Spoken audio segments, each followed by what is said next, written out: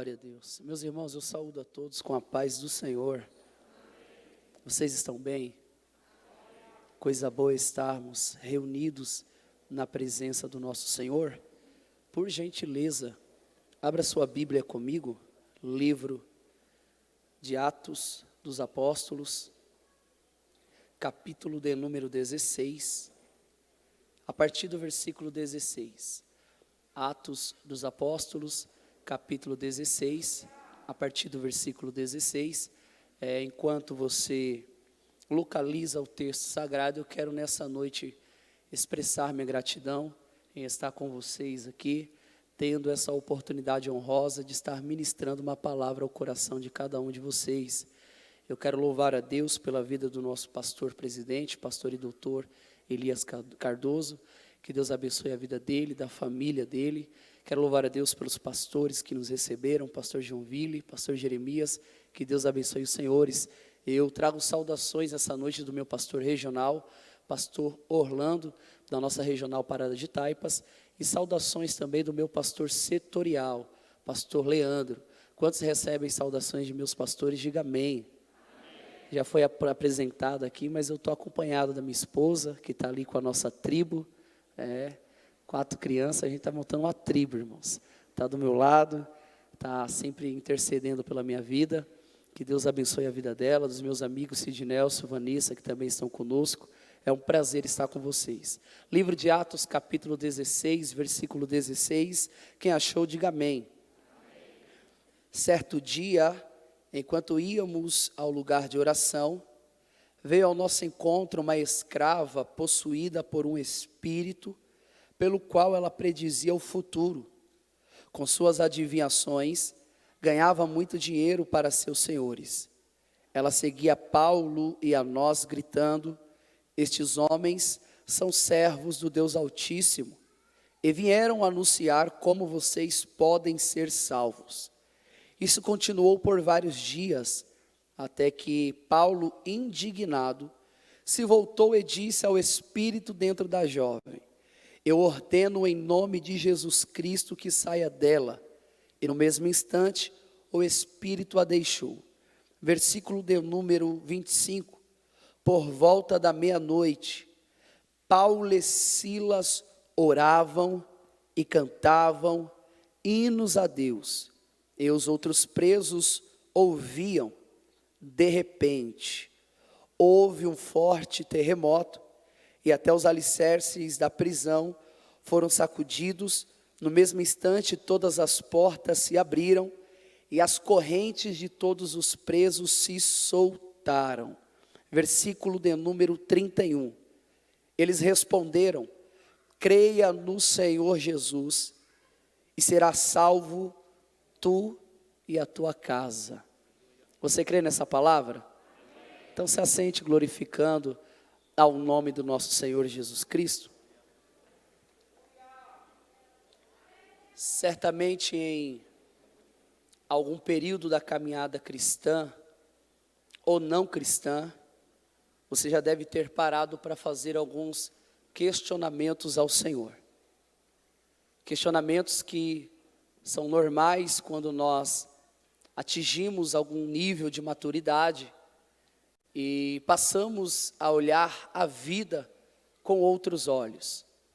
E diante destes questionamentos, algumas dúvidas e incertezas não são respondidas.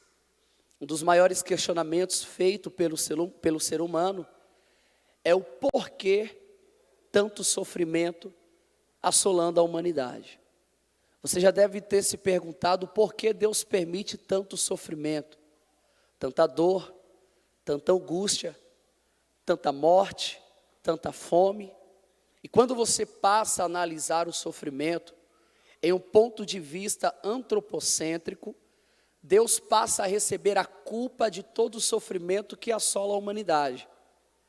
Então nós queremos colocar Deus no banco dos réus e depositar na conta de Deus a culpa por todo o sofrimento e maldade que nos assolam. Quem não serve a Jesus usa destes questionamentos para questionarem a nossa fé. Por exemplo, Há quem diga que se Deus é amor, por que Deus permite crianças inocentes serem abusadas? Ou por que Deus permite tanta fome na África ou no sertão do nosso país? Se Deus é amor, por que Deus permite uma pandemia assolar a humanidade? Por que Deus permite pessoas perderem seus empregos? E por que Deus permite o justo ser injustiçado, enquanto o ímpio cada vez mais prospera? Outros dizem que Deus não existe, porque se Deus existisse, e fosse um Deus tão poderoso, como a palavra dele diz que ele é, ele já teria colocado um fim a todo e qualquer tipo de sofrimento. Então, quando nós olhamos para esses tipos de sofrimentos, ou para esses tipos de questionamentos, muitas das vezes a nossa fé começa a ser um pouco oscilante. Mas olhando para o contexto bíblico, olhando para a palavra do Senhor, o sofrimento pode ser entendido em uma visão teológica e bíblica de 5 pontos de vista diferentes. O primeiro ponto de vista é o ponto de vista consecutivo. O segundo é o corretivo. O terceiro é o punitivo. O quarto é o instrutivo. E o quinto é o redentivo. Irmão Jairo, eu não entendi o que você quis dizer. Eu te explico. Quando nós falamos do sofrimento em um ponto de vista consecutivo, nós precisamos entender que existem sofrimentos, e a maioria deles são gerados por causa de nossas escolhas e por causa de nossos pecados. O apóstolo Paulo, por exemplo, falando acerca da lei da semeadura, ele diz que de Deus ninguém zomba e ninguém escarnece. Aquilo que o homem planta, certamente isso o homem irá colher. Então é impossível alguém plantar laranja e no momento da colheita querer colher abacate. Quem vive uma vida totalmente voltada para o mal, escarnecendo Deus e a sua palavra, a curto ou a longo prazo, irá colher os frutos ou as sementes que ele plantou.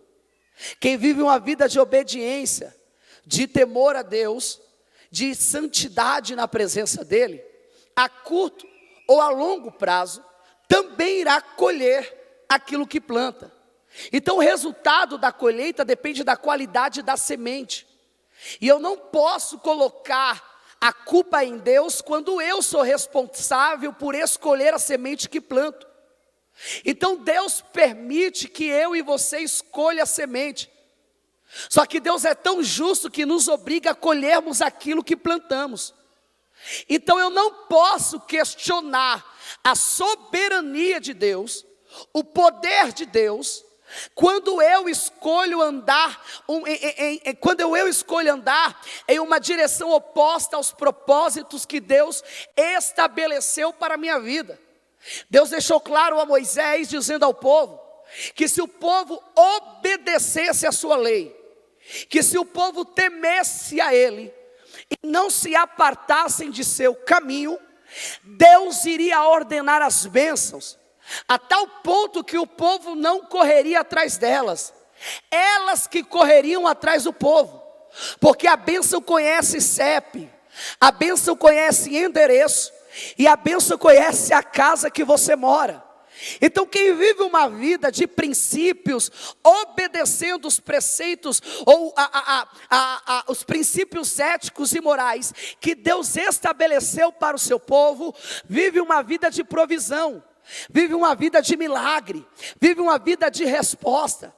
Quando nós falamos do sofrimento em um ponto de vista corretivo, nós precisamos entender que Deus pode usar e usa o sofrimento para corrigir seus filhos. O escritor aos Hebreus e o escritor de Provérbios deixaram claro que Deus é pai. Deus é o quê? Deus é o quê? E como pai, ele corrige seus filhos porque os detesta, é isso? Porque não os ama, é isso? Pelo contrário, a correção é um resultado do amor de Deus para a nossa vida. Então quando Deus decide nos corrigir, é Deus demonstrando o quanto Ele nos ama. E eu sei que é difícil aceitar a correção de Deus. Só que nós precisamos entender que Deus não é obrigado a passar a mão na nossa cabeça quando nós estamos errados. Deus não gera crentes mimados na sua presença. Deus não passa a mão na nossa cabeça quando estamos andando fora da sua palavra, andando fora do seu propósito. Deus não é igual a eu e você, que muitas vezes acabamos mimando os nossos filhos, cedendo às vontades de nossos filhos. E quem é pai aqui entende que eu vou dizer que uma criança mimada, que não tem limite, que não recebe um não, ela cresce achando que é dona do mundo, ela cresce com o rei na barriga. Você já deve ter visto uma criança no mercado batendo no pai porque queria o Danone, batendo na mãe, xingando e batendo nas outras pessoas. Por quê? Porque não teve limite. É uma criança mimada. E com Deus não é assim que funciona. Com Deus eu posso fechar a cara e dizer que não vou dar glória a Ele, mas quando Ele decide falar não, é não. E não tem nada que eu faça que mude aquilo que Deus estabeleceu sobre a minha vida, porque você vê o agora, mas Deus te vê lá na frente. E o não de Deus também te preserva, o não de Deus também te guarda. O nosso problema é que o evangelho pregado em alguns lugares por aí te ensinou que Deus é obrigado a dizer sim para você a toda hora. Deus é obrigado a ceder a tua vontade a toda hora. Deus é obrigado a fazer o teu querer a toda hora. Mas quando eu leio a Bíblia Sagrada, não é este Deus que eu conheço, porque Deus não é garçom, Deus é Senhor, e eu sou servo, e Deus sabe o que faz em minha vida e na sua vida. Então quando Deus decide corrigir, é Deus dizendo que te ama, por mais difícil que seja. É fácil abraçar alguns atributos de Deus e rejeitar outros. Ou seja, é fácil abraçar Deus como amor, difícil é abraçá-lo como justiça. Porque Deus só é amor porque Ele é justiça, e Deus só é justiça porque Ele é amor. Deus não poderia ser um sem ser o outro. Então o amor de Deus não anula a sua justiça. Ele te ama a tal ponto que quando for necessário te corrigir, Ele vai te corrigir. Quando falamos do sofrimento em um ponto de vista punitivo, nós precisamos entender que a correção não atendida gera punição. Quem é pai sabe o que eu estou dizendo. Para corrigir, só basta conversar, só basta falar. Aí você conversa uma vez, 2 vezes, 3 vezes, entra por um ouvido e sai pelo outro. Quando a correção não é atendida, a punição tem que ser gerada. Na minha época, a punição era joelho no milho, irmão. Apanhava com mangueira de chuveiro. Hoje em dia não pode fazer isso, senão o pai e a mãe é preso. Mas naquela época, irmão, se entrasse na conversa de adulto, ou se respondesse o pai e a mãe, meu Deus do céu, podia assinar o atestado de óbito. Você entendeu? Estou mentindo? Irmão, uma vez eu ousei responder minha mãe. E para quem não sabe, os meus pais são alcoólatras. E uma vez eu ousei respondê-la na rua. E ela foi para me bater e eu saí correndo. Ela correu atrás de mim. Só que eu consegui correr mais, irmão. Óbvio. Só que minha mãe deu um brado e aquilo gelou meu coração de uma maneira tão grande que eu desejei não ter nascido. Ela gritou dizendo: você vai dormir em casa. Irmão do céu. Quando eu cheguei em casa, eu levei uma surra. Quem lembra daquela sandália Raider? Aquilo ali era pneu de avião, irmão. Não, e quem comprou uma há 15, 20 anos atrás, tem ela guardada até hoje. Irmão, é sandália para o resto da vida. Ela me deu uma surra tão grande, irmão. E quando ela terminou de bater, ela falou: essa aqui foi porque você me respondeu. Essa outra foi porque você me fez correr. Era melhor ter respondido e ficado. E ao invés de levar uma, eu levei 2 surras. Mas por que ela me puniu? Para mostrar que quem mandava era ela. Quem mandava era ele, meu pai. Do jeito deles, mesmo vivendo a vida que vivem, souberam me ensinar a ser homem. Souberam me educar para a vida. Então entenda uma coisa: Deus ainda pune. Irmão Jairo, eu quero base bíblica para o que você está pregando. Judá decidiu não dar ouvidos à voz do Senhor, e Jeremias falou que como punição, Deus permitiria o cativeiro. Aí se levantaram alguns falsos profetas para profetizar em paz e segurança, e Jeremias falou: não acreditem não, porque o cativeiro é real, e serão 70 anos de cativo, de castigo, 70 anos de punição, e isso de fato aconteceu. E Deus deixou claro que a punição era necessária para atrair o povo dele para ele novamente, porque Deus prefere te ferir do que te perder. Foi cantado 2 vezes aqui essa noite acerca de Jacó. Quem lembra quem era Jacó? Enganador, enganou o irmão, enganou o pai, enganou o tio, mas certo dia Jacó teve um encontro com Deus, e a primeira coisa que Deus fez foi perguntar quem ele era. Foi perguntar quem era ele, porque nós podemos mentir para o homem, podemos fingir que somos o que não somos para o homem, mas para Deus não dá para negar a nossa identidade. Aí Deus pergunta: quem é você? Ele diz: eu sou Jacó. Aí Deus, a Bíblia diz que Deus toca na juntura da coxa de Jacó, lutou a madrugada toda e mudou o nome dele, de Jacó passou a ser chamado Israel de Deus. Aí eu imagino Jacó bem de manhãzinho, o sol nascendo, saindo do val de Jaboque sozinho e mancando, porque a perna estava ferida. Aí eu imagino alguém gritando: Jacó, o que aconteceu? Lutei a madrugada toda com Deus. E aí, Jacó? E aí que ele me feriu. E o que é que tem? Me feriu, mas me mudou, porque Deus me fere, mas ele também me muda. Deus fere, mas te transforma. A ferida de Deus não é para te perder, a ferida de Deus é para te transformar. Sofrimento punitivo. Sofrimento instrutivo é o tipo de sofrimento que você não encontra resposta para ele, e provavelmente você já deve ter passado por ele, porque é automático. Você começa a sofrer, a primeira coisa que você faz é analisar a vida dos outros, é isso? Não, você faz uma autoanálise. Estou orando, estou jejuando, estou lendo Bíblia, estou buscando, estou na escola bíblica, estou na doutrina, estou na oração. Só falta virar um arcanjo, irmão. Só não vira porque não dá, mas só de tão crente que você é. Só que Deus permite a luta, aí você fala assim: ué, se eu estou fazendo tudo que a palavra manda, por que tanto sofrimento? É assim ou não é? Porque dentro da nossa cabeça, estar com Deus é estar isento de prova, e não é isso. Porque Jesus estava no barco, e mesmo estando no barco, teve tempestade. Então estar com Deus não te isenta de passar por provas.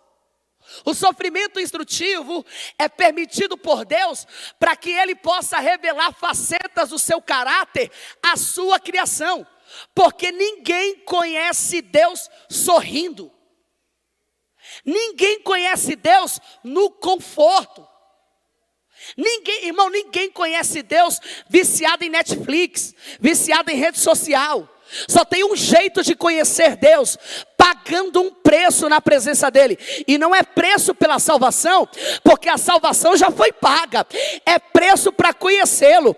Deus, quando Moisés falou: eu quero te ver, Deus falou: Moisés, fica na fenda daquela rocha.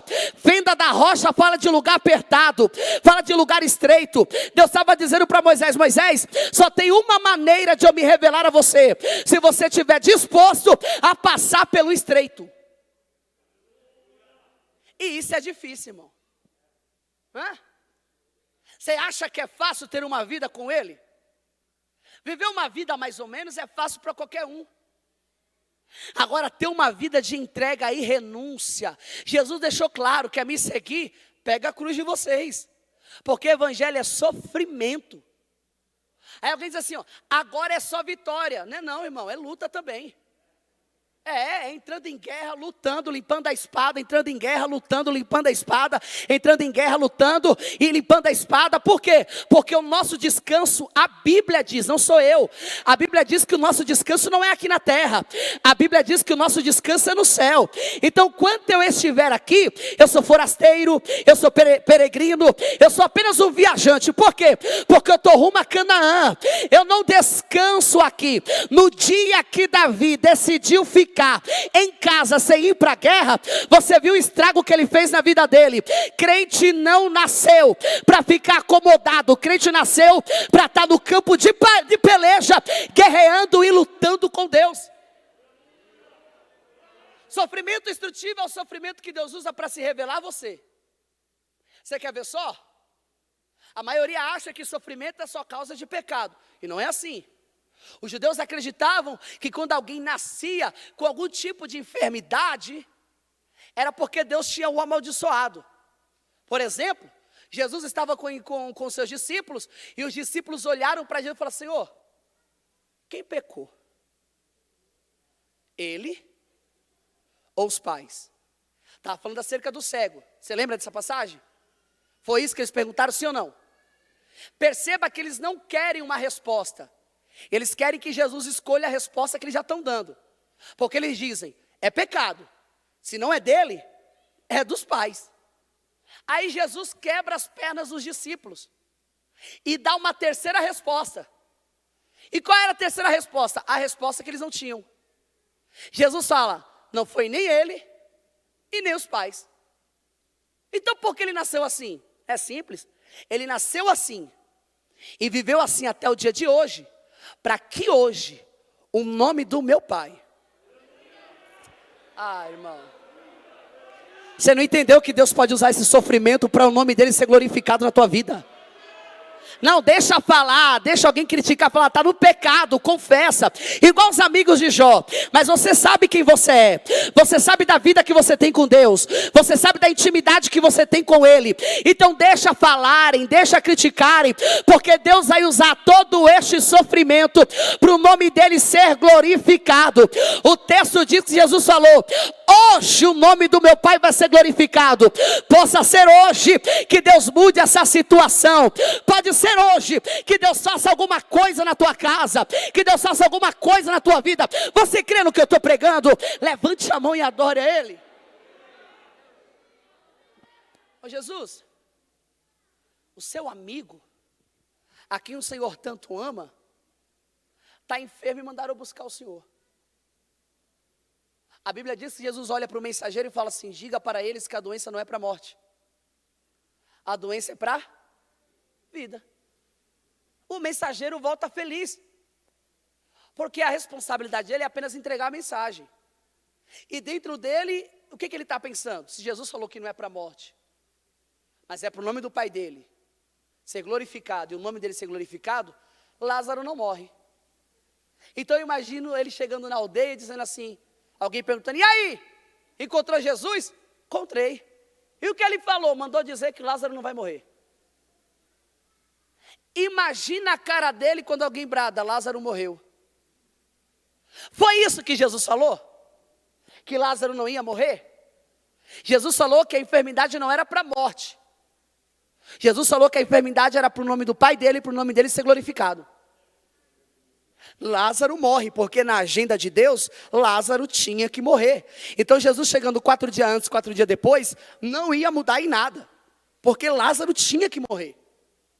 Quando Jesus chega, uma das irmãs fala, Senhor, se tu estivesse aqui, ele não teria morrido. Jesus fala assim, fica tranquila, porque ele vai ressuscitar. Aí ela diz, eu sei, naquele grande dia, quando a trombeta tocar, quem está morto ressuscita com o corpo transformado. Conhecia de escatologia, irmão. E era pré-tribulacionista. Conhecia. Jesus falou, não, você está colocando no futuro o que eu decidi fazer hoje. Não é amanhã, é hoje. Não, não é mês que vem, é hoje. É hoje. A Bíblia diz que ele perguntou onde colocaram. Já fede, já cheira mal. Eu não perguntei do cheiro, eu perguntei onde o colocaram.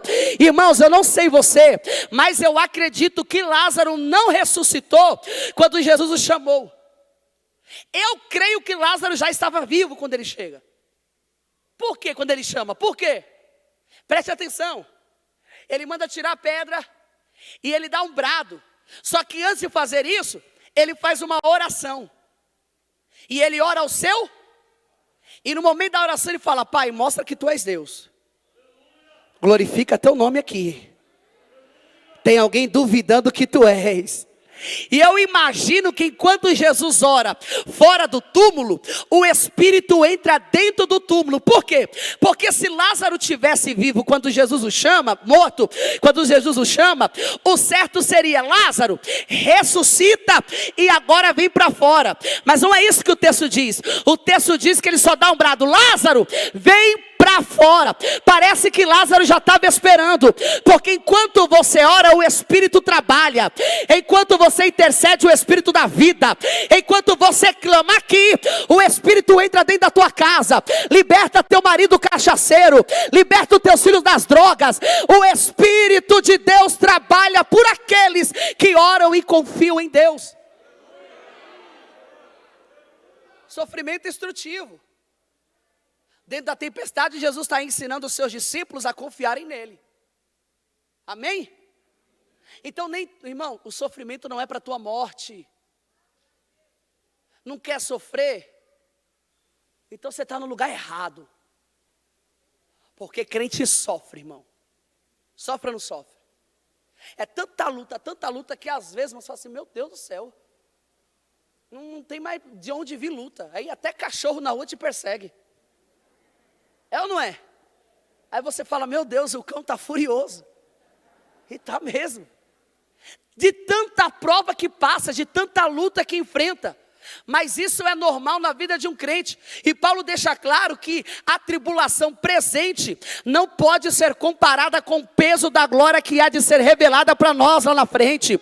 Então continua sendo crente, continua adorando. Irmão Jairo, mas está doendo, estou gemendo, está difícil, não importa. O Deus que te chamou, Ele não te chamou para andar sozinho, Ele te chamou para andar lado a lado com Ele.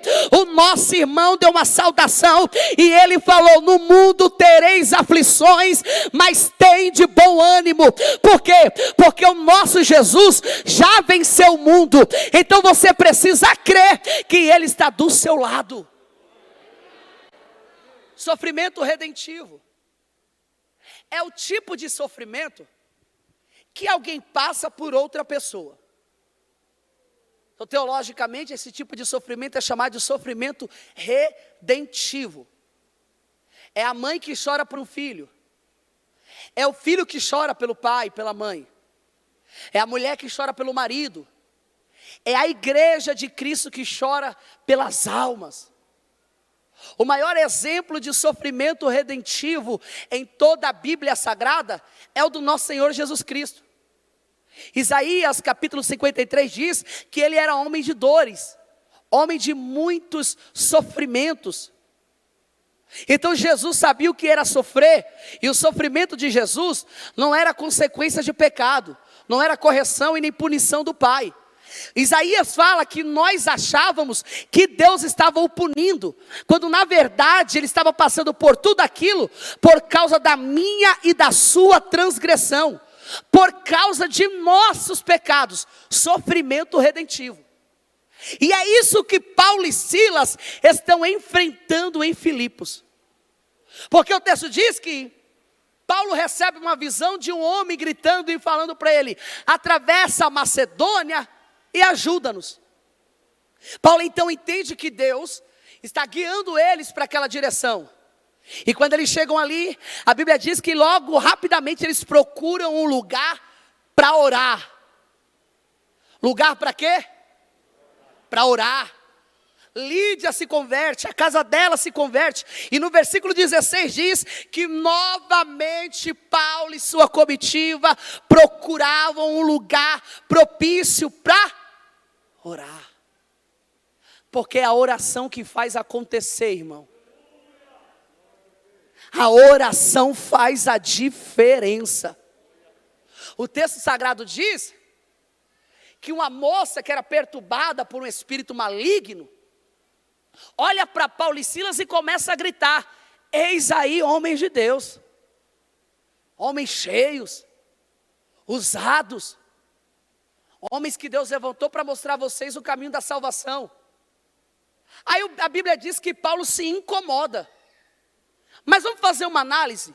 O que a jovem está dizendo, ou o espírito que está na boca dela está dizendo, é mentira ou é verdade? São homens de Deus ou não? São cheios ou não? Usados ou não? Pregam a salvação ou não? Por que Paulo se incomoda? Se fosse no dia de hoje, irmão do céu, era um monte de selfie. Me segue lá. Só que Paulo fica incomodado. É a oração que faz a diferença. A incomodação ou a inquietação de Paulo não é pela verdade que sai da boca dela, é pela mentira que está na vida dela. Porque ela está com a verdade na boca e com a mentira na vida. Então Paulo não pode aceitar alguém que fala a verdade e continua vivendo a mentira. É isso que incomoda Paulo e é isso que incomoda a vida de quem ora. Uma geração que tem a verdade na boca e a mentira na vida. Prega a verdade, mas vive na mentira.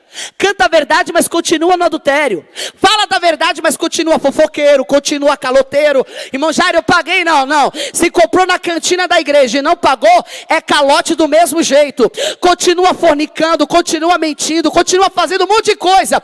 Mas prega a verdade, fala a verdade, está dizendo a verdade, irmão. Melhor do que falar a verdade é viver a própria verdade. Porque melhor do que um sermão pregado será um sermão vivido. É melhor pregar fazendo do que pregar falando. E é isso que está incomodando Paulo. Alguém que está falando a verdade vivendo na mentira. Aqui não tem isso não, porque aqui todo mundo é crente, amém? É só na igreja Ministério Contenda e Divisão, lá tem bastante. Aqui todo mundo é crente, aqui tem gente que fala da verdade, mas vive a verdade, anda com a verdade, defende a verdade. Aqui tem gente que abraça a palavra e vive a palavra como ela é. Não adianta falar de santidade e pecado, irmão. Não adianta falar de oração e não orar. Não adianta falar de amor e não amar. Não adianta. O mundo lê você. Você é a carta de Deus para o mundo. E a pergunta que eu faço é: o que estão lendo em você? O que adianta ter a verdade na boca, mas não ter a verdade na vida, no coração, no espírito? Do que adianta falar da verdade, falar do Cristo que salva e não ser salvo? Não adianta. Irmão Jairo, mas eu não estou gostando muito, irmão. Eu não estou preocupado, irmão. Eu estou falando o que Deus está mandando aqui essa noite. Eu não prego para fazer agenda, eu prego o que Deus manda. E Deus está dizendo para alguém: não adianta ter a verdade na boca e continuar com a mentira no caráter, continuar com a mentira na conduta. Pode enganar pastor, pode enganar obreiro, pode enganar qualquer um, só não engana Deus. Porque a Bíblia diz que os olhos dele são como chamas de fogo ardente. Ele nos conhece e sabe quem nós somos. Aí sabe o que acontece? Paulo expulsa o demônio que estava na vida dela. Paulo expulsa. A jovem é liberta. Os moradores, os senhores daquela moça, ficaram perturbados, porque ela gerava lucro. E se ela foi liberta, eles param de lucrar. Já percebeu que onde um crente de oração chega, o inferno entra em falência? Irmão, não, o inferno não vai lucrar naquela faculdade porque você está lá. O inferno não vai lucrar naquele serviço porque você está lá. E aonde tem um crente verdadeiro, o inferno entra em falência, irmão. Aí eles falam assim: eles estão tumultuando a nossa cidade. Estão ensinando costumes que não é lícito a nós, romanos, obedecermos. A multidão fica furiosa e Paulo e Silas ganham um monte de seguidores, irmão. Um monte. Mas não é igual hoje. É um monte de seguidor querendo matar. São açoitados publicamente. E você conhece o texto. São lançados dentro de uma prisão. E o texto bíblico diz que o carcereiro, com medo, perceba-se, eles já estão feridos, sangrando, e mesmo assim ainda oferecem perigo. Porque o carcereiro, com medo de eles fugirem, amarra os pés deles ao tronco. Só que os pés estão amarrados, a boca não. A boca não. Olha para mim. Sabe o que eu vejo aqui? 2 homens livres e 1 homem preso. Por quê? Porque preso não era Paulo e Silas, preso era o carcereiro. Os 2 estavam livres, porque a Bíblia diz, conhecereis a verdade e a verdade. Eles estão com os pés presos, mas são livres. O carcereiro está com os pés soltos, mas é preso. O texto diz que perto da meia-noite, não era meia-noite, era perto da meia-noite, Paulo e Silas oravam e cantavam. Oravam e cantavam. Isso é culto. É ou não é? Eles estão fazendo culto aonde? Dentro da prisão. E o culto não foi baixinho não, irmão, porque eles não eram sorveterianos não, eles eram pentecostais. E se estivessem vivos, seriam da Assembleia de Deus Ministério de Perus. Amém? Cheios, irmão. O texto diz que eles cantavam e oravam a tal ponto que os outros presos escutavam. Oravam e cantavam. Aí eu imagino a cena, Paulo olhando para Silas, todo arrebentado, irmão. Ferido, sangrando, com dor. Ô Silas, você sabe cantar? Paulo, eu canto, hein? Não é igual o Alexandre, mas canto. Eu sei orar. Então vamos fazer assim, Silas? Você canta e eu oro. Eu oro e você canta. Qual é a desculpa que você deu para não dar glória hoje? Porque se eu mandar você passar a mão nas suas costas, não vai ter vergão de chicotada aí. Se eu mandar você balançar os pés, você vai ver que teus pés não estão presos e tuas mãos não estão amarradas. Qual é a desculpa que você deu para não adorar? Qual é a desculpa que você deu para não dar glória? Qual é a desculpa que você deu para não entregar seu culto a Deus aqui essa noite? Porque eu não sei se você sabe, mas um culto de um crente verdadeiro é poderoso, irmão. Deus ainda desce na terra por causa de culto. Deus ainda desce na terra por causa de adoração sincera. Deus ainda desce na terra por adoradores que servem a Ele. Irmão Jairo, prova para mim, eu provo. A Bíblia diz que os povos da montanha de Seir, com os moabitas e os amonitas, se levantaram contra Josafá. E Josafá ficou com medo. Só que Josafá era crente, e crente de oração. E o texto diz que Josafá colocou o povo para orar e jejuar, irmão. É jejum e oração, oração e jejum, jejum e oração, oração e jejum. De repente Deus toma o porteiro da casa, Jaaziel, e Jaaziel vem marchando, aponta o dedo na cara do rei e diz: Josafá, assim diz o Senhor, nessa peleja não tereis que pelejar. Deus vai dar livramento. Sabe o que Josafá faz? Convoca o povo para cultuar agora. Pega o baterista, pega o tecladista, o guitarrista, o baixista, o saxofonista, pega todos os instrumentos, o coral, monta um coral enorme e manda eles cantarem. E o texto diz que enquanto eles cantavam, Deus descia no arraial dos inimigos para dar livramento. Eu não sei se você crê, mas enquanto você cultua, Deus desce na terra para fechar cova. Deus desce na terra para dar livramento. Quem veio adorar a Deus aqui? Elemarai de Orrécia. Tem culto aí? Tem culto aí? Tem culto aí? Não, mas eu estou esperando o milagre, então não é culto, é barganha. Não, mas eu estou esperando Deus abrir a porta, então não é culto, é barganha. Porque se eu saio de casa dizendo, eu vou lá adorar, mas me dá o carro, me dá a casa, me dá o que eu quero, isso não é culto, isso é barganha. E Deus não é mendigo de culto. O teu culto não diviniza e nem humaniza a Deus. Deus permanece sendo Deus com ou sem seu culto. Mas se você decidir adorar, Deus pode fazer alguma coisa a teu favor.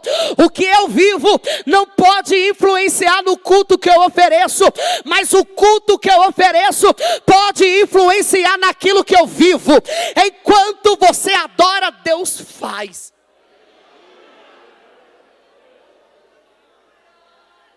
perto da meia-noite, pastor, oravam e cantavam. Elemarai Joé. Oh glória. Coisa boa é quem adora Ele por aquilo que Ele é.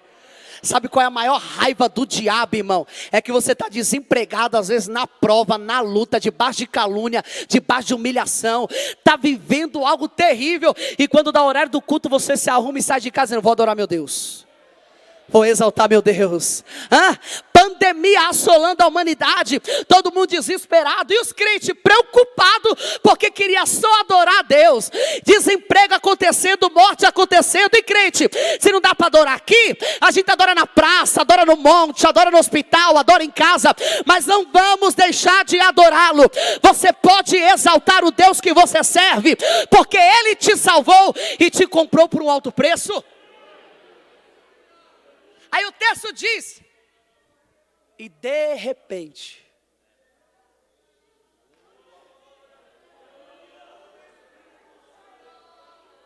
o que é de repente, Sara?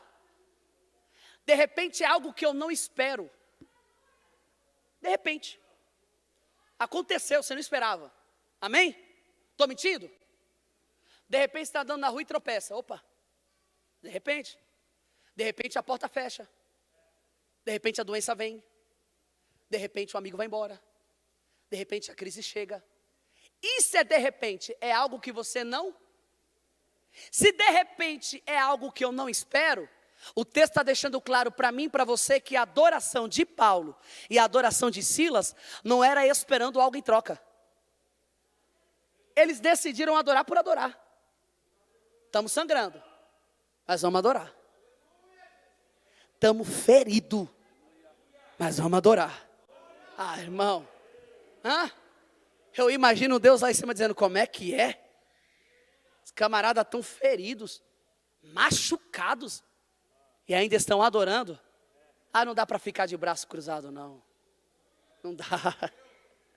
Se tem uma coisa que Deus não faz, é ver um adorador, irmão, adorando a Ele e ficar de boa, assim, não. Fica tranquilo, o salmista disse, Davi disse, que nunca viu um justo mendigar o pão e nem sua descendência passa fome.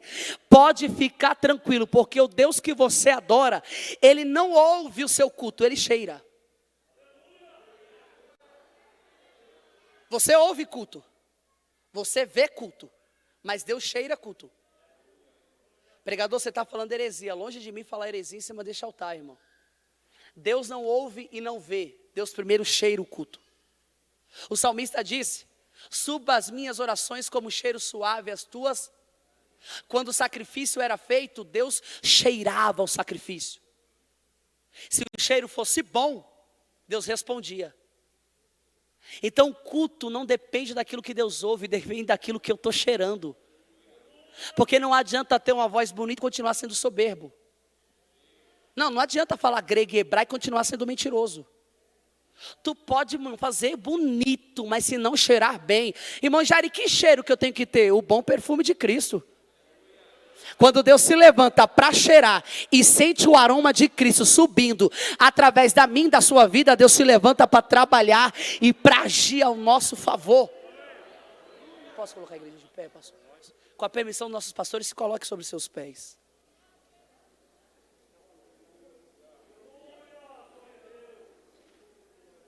Você entendeu o que Deus quis dizer para você hoje? Olhe para mim. De repente. Já viveu o de repente dele? Já viveu? Irmão, eu sou pai de 4 crianças. 4 crianças. Eu gosto de fazer filho. Deu para ver, né? É que Deus falou para mim que eu ia ser pastor um dia. Então já estou sendo inteligente. Estou fazendo obreiro. Já tem pregadora, minha esposa prega, a Duda canta, a Isabelle tira oferta porque ela é a mais brava. A Emanuele vai reger, o Teodoro vai ficar na bateria. E, irmão, já tem uma congregação montada. Sozinho eu não cultuo. Estratégia, use a cabeça. Deus me chamou para viver e depender dEle. Depender somente dEle. Deus falou, você é meu e eu vou cuidar de você e dos teus. E quando a minha esposa engravidou da Maria Emanuele, nós ficamos com medo porque nós não havíamos planejado. E mesmo tomando remédio, ela engravidou. E quando eu pensei em ficar preocupado, Deus falou, fique em paz, porque eu tenho uma unção profética sobre cada um deles. Só que a pandemia veio, agendas pararam, e nós trabalhamos com chocolates e vendemos chocolates, não tinha como vender chocolate, não tinha agenda. E agora, Deus? Deus falou, e agora o quê? Vai orar. Põe eles para cultuar. E decidimos fazer um propósito em casa de adoração, de louvor, de oração. Minha esposa está aqui. E nós começamos a orar. Eram 7 dias de propósito. Mais ou menos em plena pandemia, irmão. Conta atrasada, compra para fazer, as coisas começando, e o coração desesperado falou, vai cultuar. E estávamos na nossa sala, e começamos a orar, e de repente o Espírito de Deus tomou a vida da Isabelle, que é a segunda, 6 anos de idade, na época tinha 5, de 4 para 5 anos. E ela se levantou chorando naquele momento, colocou a mão na minha cabeça, colocou a mão na cabeça da minha esposa, e chorando, ela olhou para o teto da casa e começou a orar. E ela orava dizendo, papai do céu, meu pai precisa de dinheiro. Dá dinheiro para o meu pai. A minha mãe está com o celular quebrado, dá um celular para minha mãe. Eu quero Danone. Eu quero leite. Eu quero fralda para o meu irmão. Eu quero isso, eu quero... E chorando, irmão. A presença de Deus invadiu a nossa casa, isso numa quarta ou quinta-feira. Quando foi no sábado, o celular que a Isabelle tinha pedido, Deus mandou. Chegou dentro de uma caixa novinho. Quando foi no domingo, um amigo sem saber me levou lá no Extra e ia jantar na nossa casa, falou, vamos comprar uma sobremesa. E quando chegamos no Extra, ele pega um carrinho. Eu falei, meu Deus, que sobremesa grande é essa, que tem que pegar um carrinho, sem saber de nada. Pega a Danone que a Isabelle toma, pega a bolacha que ela come, pega o salgadinho que ela gosta, pega a fralda que o Teodoro precisava, e começou a encher o carrinho. Só que mesmo assim, ainda faltava o dinheiro para pagar as contas. E de repente Deus começou a fazer cair dinheiro na conta. E até de fora do Brasil caiu dinheiro. E Deus em menos de uma semana fez cair na nossa conta cerca de 7 mil reais. Deu para pagar conta, deu para fazer compra, e deu para ficar tranquilo em plena pandemia. Porque se tem uma coisa que Ele faz, é cuidar daqueles que o adoram. Põe a mão no teu coração, eu tenho 20 segundos, eu quero orar por você. Ei, Deus, sabaraio, calamarácia. Tua palavra foi pregada, Jesus. E obrigado por ouvirmos a tua voz. Pelo teu Espírito ter falado com o nosso espírito. Que possamos sair daqui guiados e direcionados pelo Senhor, entendendo que o Senhor cuida de nós, ó Pai. Cubra-nos com o teu sangue, ó Deus, e que venhamos confiar dia após dia, entendendo que todo sofrimento tem um propósito, ó Pai. É o que eu te peço e te agradeço em nome de Jesus. Tem alguém afastado dos caminhos do Senhor aqui essa noite? Se houver alguém, levante sua mão, faça assim, ó, que eu quero lhe conhecer. Na TV, você quiser aceitar a Cristo, que está assistindo a live, escreve aí nos comentários, eu quero. Eu quero saber se tem alguém aqui hoje que está afastado ou afastada. Levante as suas mãos, faça assim, ó. Tem alguém? Irmão Jairo, eu quero entregar minha vida a Cristo essa noite. Eu quero me reconciliar com Ele. Se você quiser, levante a sua mão que nós iremos orar pela sua vida. Tem alguém em nosso meio, irmãos? Não tem? O silêncio diz que não. Foi até aqui que Deus me passou. Que Deus em Cristo abençoe a vida de cada um de vocês.